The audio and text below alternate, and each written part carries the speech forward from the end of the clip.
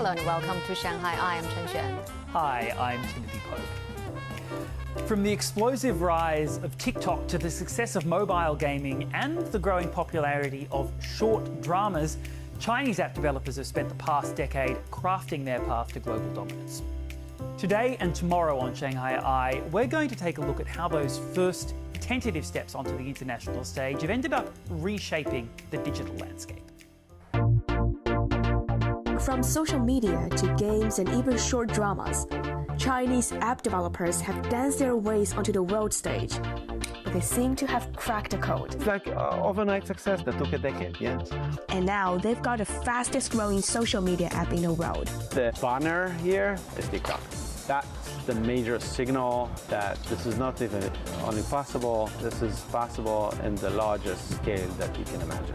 The Chinese company behind it is now the world's highest earning social media firm, $43 billion in the first quarter, outstripping Meta for the first time.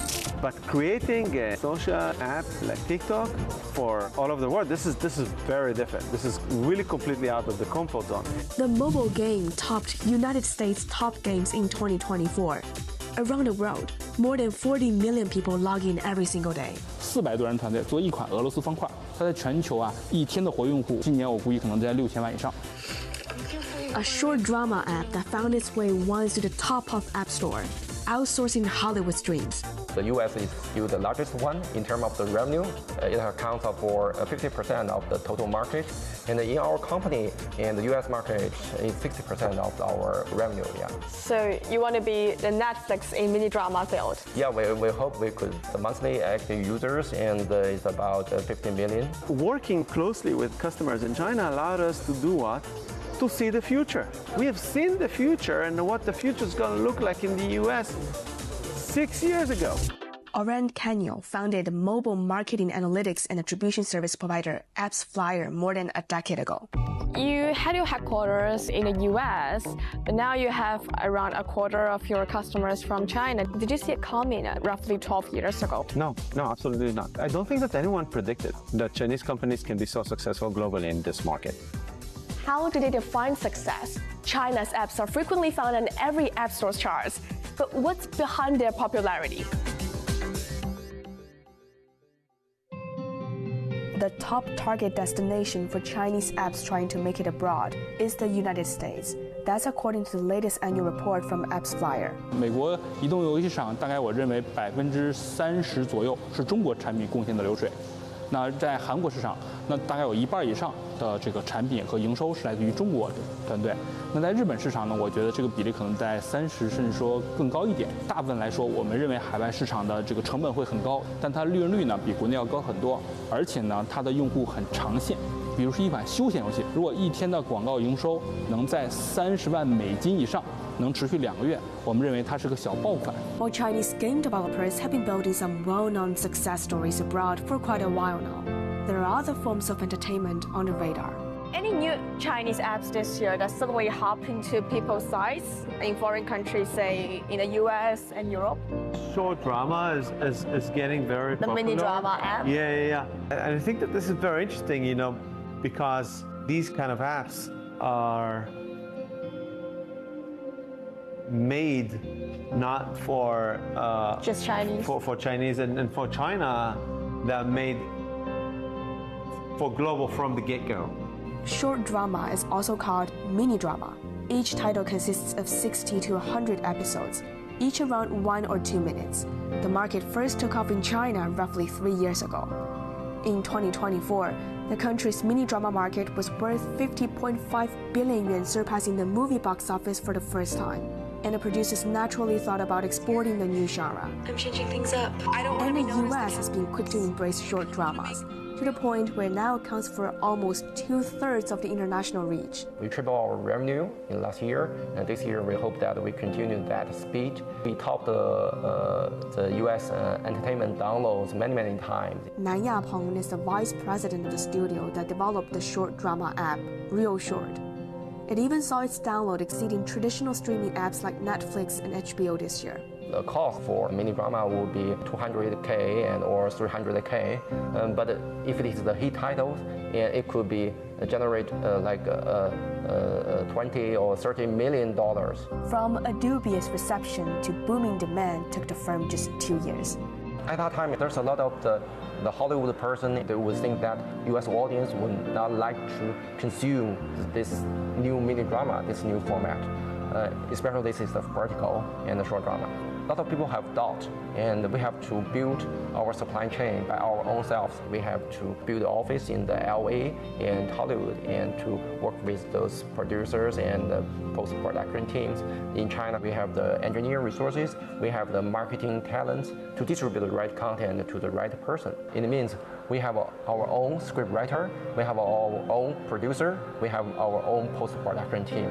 Real Short is the most recent case, but it's only one of many Chinese apps seeking an international audience. To learn more about what's happened in the past decade, I met with Oran Canyo, co-founder and CEO of Apps Flyier.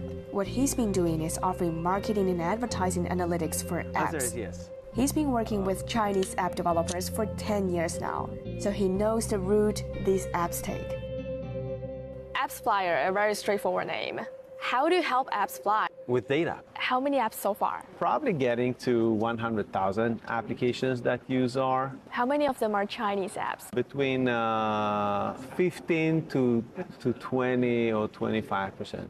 Take us back to the beginning. What was your original vision of the scope of a business? Yeah, I think that this is one of the most important or interesting stories of Apps Flyier. So there was no big strategy. We didn't have a strategy to go to China first and then go global. We really started, I think that we were in the right time, the right place with the right technology. And we started to see a lot of demand coming from China. I started to work personally with companies here, with individuals here. I saw their motivation, I saw their dedication, I saw their great products, and mostly they're ambitious to go global and be successful globally, and it was kind of addicted to it. And back in 2014, we've decided to invest and go all in China and establish Apps China in 15. So at the beginning, who were you mainly targeting at? Like everybody else, the US. Which Chinese app was the first to reach out to you? The first prominent company was Baidu. They've been looking for data analytics and measurement for their apps globally. I think it was in 2013. They started promoting their app globally. We started to work with Facebook on measuring their data, and I noticed that Baidu is not using Facebook. So I made an introduction between Baidu and Facebook. And since then, they really scaled on Facebook and really became very successful on Facebook. And it really felt odd that me, this small startup, very few people, connecting two giants together.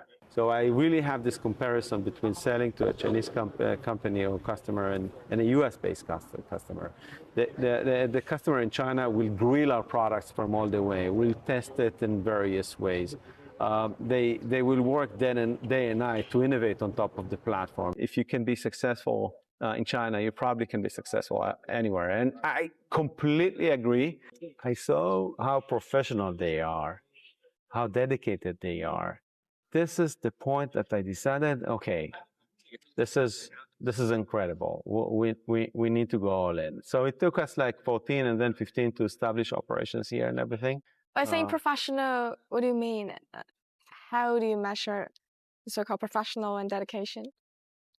They're not asking for random things. There was a lot of logic behind everything. Just being smart and dedicated.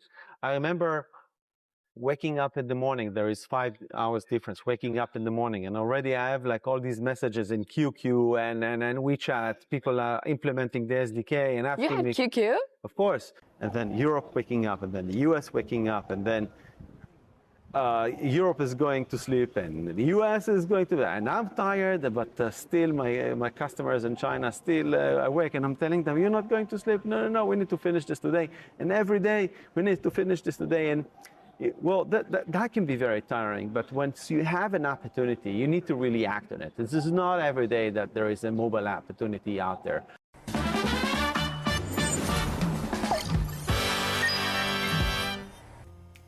Now it's time for the Shanghai Q&A. Today's question is from Lin from Malaysia. I'm an exchange student in Shanghai for 1 semester, so can I use the instant tax refund policy here? Well, Lin, you absolutely can. The policy applies to anyone who stays in China for less than 183 consecutive days. Just make sure your purchases are made within 90 days of your departure from China. And also we have another question from Mark from Argentina. I've been living and working in Shanghai for 3 years and am enrolled in the social security system, including the Housing Provident Fund. Is there a way I can check the amount I have accumulated? Hi there, Mark. You need to bring your insurance documents to the nearest district social security center to check the pension insurance payment status. And you can inquire about the details of your account of Housing Provident Fund for the past 3 years at the outlets of the Shanghai Provident Fund Management Center with any of the following valid identification: passport, residence permit, exit and entry permit, or other valid ID. If you've got a question for us, you can find us on the socials. We always love hearing from you, and you can find all our content online as well, and join us here on Dragon TV Monday to Friday. Thank you so much for watching and see you next time. Bye-bye.